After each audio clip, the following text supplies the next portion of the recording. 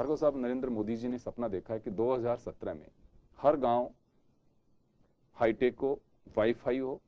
ये बड़ा टारगेट है और मुझे लगता है कि एक बड़ा चैलेंज भी है ये। तो इसकी एक्सरसाइज निश्चित रूप से शुरू भी हो गई होंगी। इसमें जो ये नेशनल ऑप्टिकल फाइबर नेटवर्क है जी वो उस इस डिजिटल इंडिया को करने के लिए काफ़ी सहायक वो रहेगा, क्योंकि सबसे पहले हमें वहाँ तक अपने संचार की पहुँचानी होगी, और पहुँच के लिए ऑप्टिकल फाइबर से अच्छा कोई माध्यम नहीं है। क्योंकि वैसे तो सैटेलाइट वगैरह से पहुँच सकते हैं, लेकिन उसकी बैंडविड्थ इतनी कम होती है कि जितनी आज आवश्यक है उतनी नहीं है।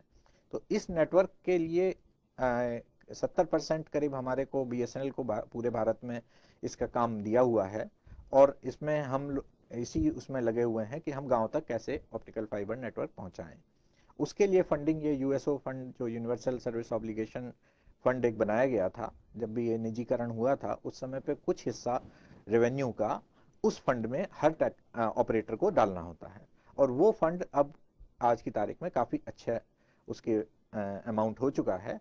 उससे ये फंड करके एनो फंड का प्रोजेक्ट जो दिया गया है वो कर रहे हैं, और उसमें काफ़ी जोर शोर से तैयारी चल रही है कि हम सभी गाँव को उससे जोड़ें, जो मतलब आइडेंटिफाइड गाँव हैं। जी उसमें इसमें मेरे हिसाब से शायद राजस्थान में 6000 गाँव पंचायत हैं जिनको हमें जोड़ना है, और वो हम उम्मीद करते हैं कि 2016 मार्च तक उन सभी को जोड़ पाएंगे।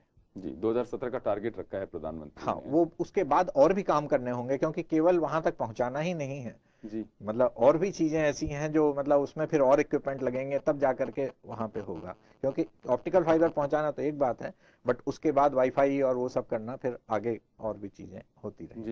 ये एक बड़ा लक्ष्य है कि वाईफाई से गांवों को भी जोड़ा जा रहा है। अभी राजस्थान में कुछ ऐसी टारगेटेड पैलेसेस हैं आपके पास में, जहां चाहे रेलवे स्टेशन हो, एयरपोर्ट या फिर दूसरी जगह है, जहां वाईफाई फैसिलिटीज आप लोगों को प्रोवाइड करवानी है अभी? नहीं, अभी कोई वाईफाई का हमारा सीधे वो नहीं है, क्योंकि जिसका वो एरिया है उसको भी हमारे से सहयोग करना पड़ेगा और हमें राइट्स देने पड़ेंगे।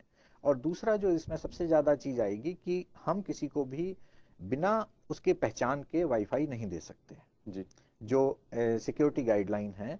अदरवाइज वो मान लीजिए कोई ऐसा वो भेज देता है, संदेश भेज देता हाँ, है या कुछ वो करता है कार्य जो राष्ट्रीय उससे हितों में नहीं हो। हित में नहीं है, तो उसके लिए हमारे को ये बहुत ज़रूरी है कि हम उसकी ऑथेंटिसिटी कैसे करें।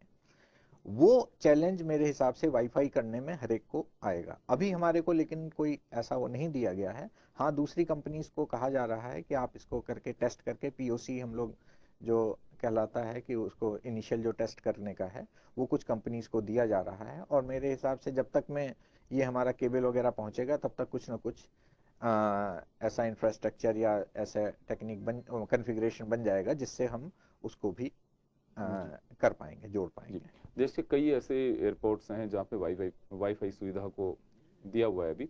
हम्म। अगर जयपुर जैसी जगह हो या राजस्थान के कुछ अन्य जगहों को भी जोड़ना होगा, तो इसके लिए पेमेंट किसे करना होगा? एयरपोर्ट अथॉरिटी को करना पड़ेगा या रेलवे मंत्रालय है वो करेगा, अगर रेलवे स्टेशन को आप अगर इससे जोड़ते हैं, या नहीं, वो BSNL अपनी सुविधा? कोई भी मॉडल बन सकता है। जैसे अगर हम अभी मॉडल ये मान के चलें कि मान लीजिए मैंने फ्री में दे भी दिया, उन्हें जी इक्विपमेंट मैंने अपनी तरफ से लगा दिया, लेकिन कुछ मिनट मैं फ्री में कस्टमर्स को दे दूंगा और उसके बाद मैं चार्ज कर लूंगा कस्टमर से, तो हो सकता है कि वो मेरे लिए प्रॉफिटेबल हो जाए। या दूसरा ये है कि वो मेरे को वो कहें कि आप मेरा इक्विपमेंट लगा दीजिए, वो पूरा ही फ्री में दे दीजिए, तो भी हम कर सकते हैं। तो वो जैसा भी कमर्शियल मॉडल आपस में हम डिस्कस करके बनाएं उस तरह से कर सकते हैं जी, उसमें। आपको ध्यान होगा कि 90 के दशक के आसपास टेलीफोन के लिए STD के बूथ्स बनाए गए थे और लंबी लाइनें लगती थी। हम्म। अभी BSNL की कोई स्कीम है ऐसी जिसके लिए अभी भी लोगों की कतार हो? नहीं, अभी तो कोई ऐसी कतार वाली तो नहीं है, क्योंकि अब ऑन डिमांड सब चीज़ें अवेलेबल जी हैं, और हम मतलब दूसरे ऑपरेटर्स भी प्रोवाइड कर रहे हैं और हम भी प्रोवाइड कर रहे हैं। ब्रॉडबैंड तो मोस्टली हमारा ही मैक्सिमम कंट्रीब्यूशन है, तो उसमें लेकिन उसमें भी कोई ऐसी कतार वाली चीज़ नहीं है। हम जहाँ पे भी हमारा फिजिबल एरिया है वहाँ पे इमीडिएटली प्रोवाइड कर पा जी, रहे हैं। तो इस प्रतिस्पर्धा के युग में दोनों को बेनिफिट माना जा सकता है, कंज्यूमर को भी और जो प्रोवाइडर है उसको भी। हाँ, दोनों को बेनिफिट है, क्योंकि हम सुविधा टेक्नोलॉजी दे के रहे हैं आप। सुविधा देने के लिए हम पूरी तरह से तत्पर होते जा रहे हैं कि अभी देनी है और आज ही देनी है। उसमें, और सभी के कर्मचारियों के दिमाग और अधिकारियों का भी इस चीज़ के ऊपर ज़्यादा है कि हम किस ढंग से कस्टमर को जल्दी से जल्दी और अच्छी तरह सेटिस्फाई कर सकें, उसकी सुविधाएं उसको दे सकें। इसके आसपास का एक सवाल और है, अभी जो कंपटीशन है इसमें बड़ा चैलेंज आप और क्या मानते हैं कि क्यों सुविधाएं जिस तरह से दूसरी प्राइवेट कंपनियां हैं उसी के आसपास से बीएसएनएल भी उस मुस्तैदी से काम कर सके, चाहे ऑफिशियल आप लोगों की चैलेंजेस हो दूसरे हों, तो उसमें मेजर जो चैलेंज मानते हैं? मेजर चैलेंज तो हमारा यही है कि जो हमारे पास नियम, जो हमारे इंफ्रास्ट्रक्चर के नियम हैं, वो काफ़ी क्लोज नियम है कि वो उनको आपको फॉलो करना है। जैसे कोई भी चीज़ हमें वहाँ से संसाधनों की उपलब्धि करानी है तो उसके लिए हमें टेंडर प्रोसेस से ही जाना पड़ेगा। तो उस प्रोसेस में हमारे को थोड़ा सा टाइम ज़्यादा लगता है, जबकि private operator across the table he decide कर सकता है। तो उस चीज़ में हम कई बार थोड़े से पीछे रह जाते हैं, क्योंकि टाइम हमारे पास थोड़ा सा हमें ज़्यादा लगेगा और वो दूसरा जरा जल्दी उस चीज़ को प्रोवाइड कर सकता है। जी, ऐसे कोई प्रोडक्ट्स हैं आपके जो भी जिसको पूरे तरह से जनता के बीच ले जाना अभी भी चुनौती हो? नहीं, प्रोडक्ट तो आते तो जा रहे हैं, लेकिन ये है कि मान लीजिए उसे आज आना था, उसकी जगह मैं 2 महीने बाद लेके आ रहा हूँ, तो थोड़ा सा वो डिले, उसके कारण कई बार कस्टमर्स को वेट करना पड़ सकता है, या उतनी हम जल्दी वो नहीं वो कर पाते हैं। जी, 4G भी अभी पाइपलाइन में है, चर्चाएं बहुत हैं 4G उसको लेकर के। अभी BSNL अभी उसमें नहीं इमीडिएटली एंटर करना चाहता। आई थिंक हो सकता है BSNL मैनेजमेंट का एक सोचना हो कि पहले देख लें कि कैसे उसका परफॉर्मेंस है और उसका रिस्पांस कैसा है, उसके हिसाब से फिर वो निर्णय लेंगे कि हम एंटर करें या ना करें। जी, हमने तो, क्योंकि आप जिस पद पे बैठे हुए हैं बहुत अच्छे से बीएसएनएल की डेप्थ को समझते हैं, दुनिया का ऐसा कौन सा मुल्क है जो वास्तव में संचार सुविधाओं के लिए जाना जाता हो और आपकी भी खुद की भी एक ख्वाहिश हो कि हम भी देश के लिए ऐसा कर सकें? अब ये तो मैं नहीं कह सकता कि बाकी देशों में कितनी अधिक सुविधाएं हैं, मतलब बाकी उन्नत देशों में तो बेटर वो होगी ही, लेकिन यहाँ पे मेरे को ऐसा नहीं लगता कि हम उससे बहुत पीछे हैं, क्योंकि कोई भी चीज़ दूसरी जगह जी, पे आती है, यहाँ 2 महीने 4 महीने में चाहे कोई भी मोबाइल इंस्ट्रूमेंट हो, कोई भी चीज़ हो, सब कुछ आ रही है। जैसे 4G या 5G है, वो तो ठीक है, वो थोड़ा टाइम लग करके आएगा, और उसके लिए हो सकता है कि हम इतने तैयार ना भी हों, क्योंकि उसकी कॉस्ट जो है वो ज़्यादा ही होगी।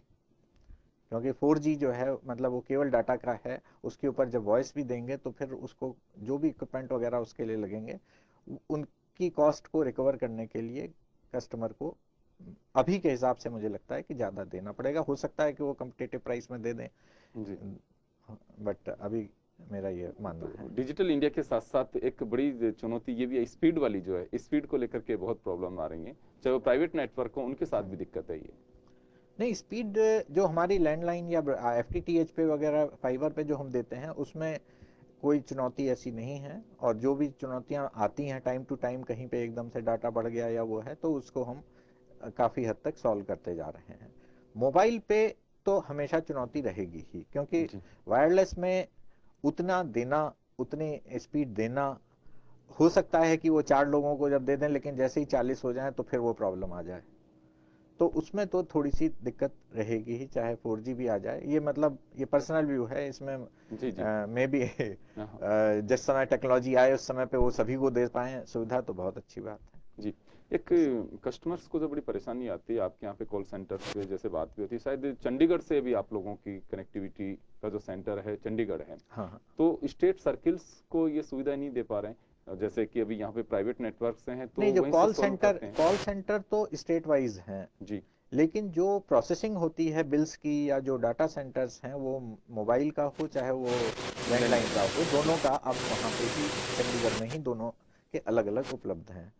तो डाटा तो वहां से आता है, लेकिन उसमें टर्मिनल यहाँ लगा हुआ है कॉल सेंटर पे, वो उसको देख करके और कुछ भी बता सकते हैं। उससे ये फर्क नहीं है कि चंडीगढ़ में होने से कोई दूर जी, चीज है, वो कहीं पे भी सुविधा दी जा सकती है, उसमें कोई ऐसी चीज नहीं जी। है। यहाँ पे मेरे जैसे मोबाइल का कॉल सेंटर हमारा अजमेर में है, तो उसमें कोई ऐसी प्रॉब्लम नहीं है, वहां से वो लोग एक्सेस कर रहे हैं और उससे इंफॉर्मेशन ले रहे हैं। देखो साहब, आप ने स्वयं की अपनी इच्छा थी कि मुझे कोई आईटी सेक्टर की ऐसी चीज में पहुंचना है जिसमें एक मैं सुविधाएं दे सकूं, लोगों के साथ जुड़ सकूं, या कुछ और बनना चाहते थे? नहीं, कोई ऐसा बहुत हमने प्लान तो नहीं किया था, जैसे जैसे आती गई चीजें वैसे वैसे करते गए और उसी में अपना इंटरेस्ट जागृत होता गया। जी तो कोई ऐसा, क्योंकि उस समय पे ये पता नहीं था कि टेलीकॉम रिवॉल्यूशन कितना जाएगा या आईटी रिवॉल्यूशन कितना जी जाएगा। हाँ, ये जरूर है कि जब सब्जेक्ट लिया था तो इलेक्ट्रॉनिक्स एंड कम्युनिकेशन चूज किया था कि इसमें ही सबसे ज्यादा बढ़ने की उस समय पे संभावना नजर आ रही थी, और आज लग रहा है कि हाँ, उसी में ही सबसे ज्यादा जी। वो आपके है। वक्त का जो टाइम था, मतलब जो वक्त आप लोगों ने देखा और आज का जो कंपटीशन का वक्त है, कितना अंतर महसूस करते हैं आप? नहीं, इसमें तो कई बहुत सारे स्टेजेस निकल गए। मतलब हमने तो उस समय पे टेलीफोन का वो शुरू किया है जब मैनुअल हेलो हेलो ऑपरेटर वाला सिस्टम था, और आज हम बिल्कुल ऐसे पे आ गए हैं जहाँ पे मोबाइल का युग है कि हर के हाथ में टेलीफोन है। एकेडमिक ऐसे। करियर की मैं बात कर रहा हूँ, जो हाँ वक्त आपने देखा स्टूडेंट लाइफ का और आज हाँ की हाँ। जो नई जनरेशन है, उसमें आप कितना अंतर महसूस कर नहीं, रहे हैं? उसमें भी बहुत ज्यादा है। उस समय हमारे को सारा काम कागज पेन पे ही जी, करना होता था, और आज जो है बिना कंप्यूटर के आदमी, वो बच्चा भी जो है उसका प्रोजेक्ट भी जो है बिना कंप्यूटर के चलता ही नहीं है। ये कह सकते हैं और दिनचर्या बिना, का पार्ट हो हाँ, गया वो। दिनचर्या का पार्ट हो गया, और उसके मतलब इवन करिकुलम का पार्ट हो गया। ऑफिस जब स्कूल से भी घर आता है तो उसे ढूंढने को दिया जाता है कि ये तुम इस टॉपिक के बारे में ढूंढ के लाओ, तो वो बिना इंटरनेट के ढूंढने में उसे काफी असुविधा होती है। तो आज की तारीख में जो संचार और आईटी है वो बिल्कुल हर एक के घर घर में बस गया है, इवन स्टूडेंट्स के भी एक इम्पोर्टेंट पार्ट है। जी। मेरे दो सवाल हैं सब आखिरी। एक ये है कि आप खुश कब महसूस करते हैं और दुखी कब रहते हैं? नहीं, इतना मैं कोई पर्सनली मैं कोई ज्यादा न दुख रखता हूँ न सुखी रहता हूँ। सब जो हो रहा है वही सबसे अच्छा है। जी। वर्तमान में आप जीना पसंद हाँ, करते हैं, जो है वर्तमान में। वही अच्छा है, उसे हाँ, बेहतर या मानते जो हैं। हो रहा है, मतलब उसमें इम्प्रूव करने की कोशिश तो जारी रहेगी, लेकिन जो हो गया या हो रहा है वही ठीक था, उस समय के लिहाज से वही सबसे अच्छा है। जी।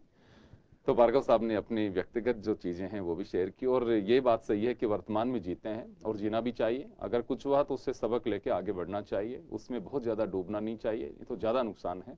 हम कोशिश करें कि अगर कहीं विफलता है तो उसमें भी कोई ना कोई सफलता छिपी होती है, उसे सबक लेकर के आगे बढ़ना चाहिए। वही राज है भार्गव साहब का, जो राजस्थान के हमारे बीएसएनएल के हेड हैं और हैंडल कर रहे हैं, और सुविधाएं जो आप और हम तक पहुंच रही हैं, काफ़ी इनके नेतृत्व में जो टीम कर रही है काम, वो काफ़ी कारगर साबित हो रही है। तो भार्गव साहब, हमारे दर्शकों के बीच आप जुड़े और जन टीवी के स्टूडियो आप आए, उसके लिए बहुत बहुत शुक्रिया।